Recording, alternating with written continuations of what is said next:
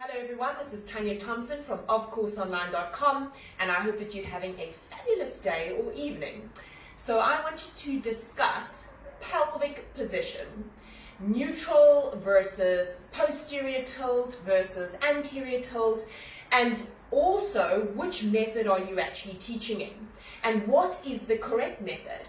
For me, it's always been about what works for the client at that point and what makes biomechanical sense. So we can't have everybody always working in neutral. Do we understand how the pelvis changes in certain exercises and certain positions?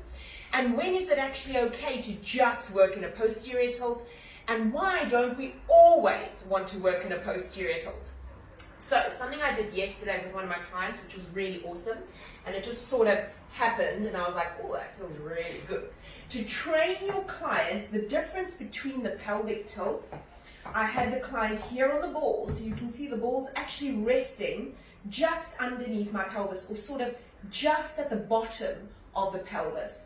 So from there, you're going to have the pelvis in what we would call a neutral position, because now it's in line with our spine, right?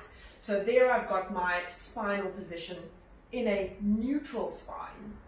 From there, you're going to teach them to either tuck the pelvis through into a posterior tilt in relation to your spine and control it back down to neutral.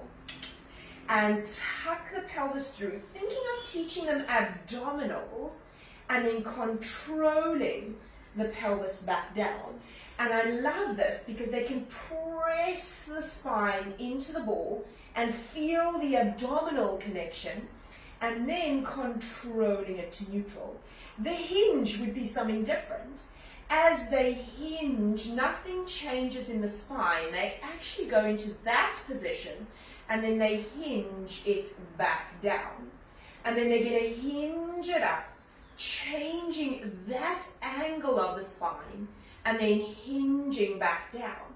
And that's really teaching them the difference between hinging and maintaining a neutral pelvis versus tucking the pelvis and releasing it to neutral, and tucking and releasing, and hinging and releasing, and hinging and releasing. If we have a look at the pelvic position, there's certain things that we have to take into consideration.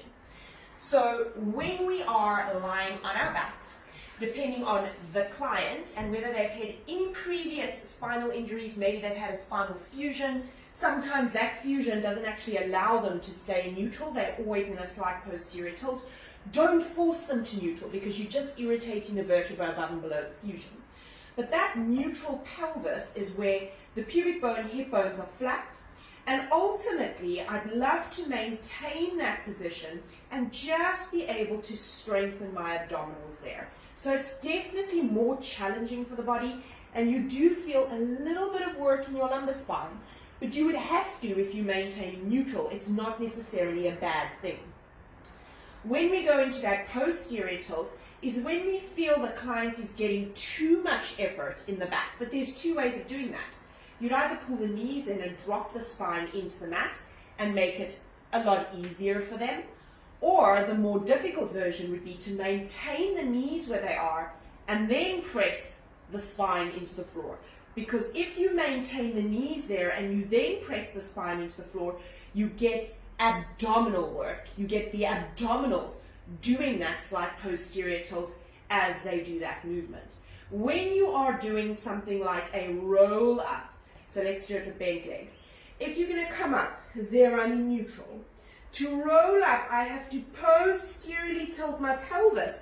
Otherwise, how do I create the curve in my spine to be able to roll up? There I can take it back to neutral, also depending on how close my knees are to me and what my capability is of shortening inside my hips. And then curving down, and what I say to the clients is pull that pubic bone through. There you're in a posterior tilt, you're curving your spine.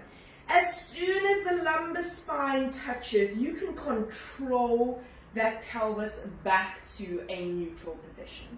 But when you're doing things like rolling up, there is a point where you have to go into a posterior pelvic tilt, even with a normal roll up. So if we're there and we're getting the clients to roll up, clients struggle because they think they have to maintain neutral, which means they're going to have to hinge. They're not actually going to get that curl up in their spine, and it makes it really challenging. In order for your body to biomechanically lift up, you're going to have to posteriorly tilt your pelvis unless you want them to hinge up, which I don't think that you actually want. Right, so from there, it's inhale into the chest lift. Exhale, pull the pubic bone closer to the ribs, which means it's a posterior tilt, and then the pelvis will settle and you'll be able to re-stack up to a good neutral position again. So you want to sort of move your client through both neutral and posterior, and neutral and posterior, because you want them to learn how to control their pelvis, not just neutral, nothing else, or posterior, nothing else. The problem with always being posterior is whenever you stay posterior the whole time, even when you're doing abs, or when you're doing this, I mean in a chest lift, you don't need to stay posterior the whole time. You should be able to do both, neutral, and you want to be able to do posterior if you need to, as long as you're not pushing with your legs to do posterior, because then you're just taking effort away from the abdominals. But when you're constantly posterior and you're constantly pressing your lumbar spine into the mat, you're releasing the lumbar back extensors.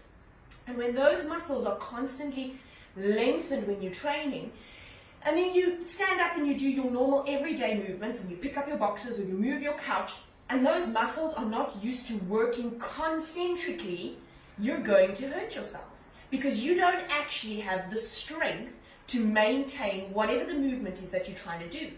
So what's happening is everybody is weakening their spines because they tend to think whenever they do abs, they have to push their back into the floor as hard as they can.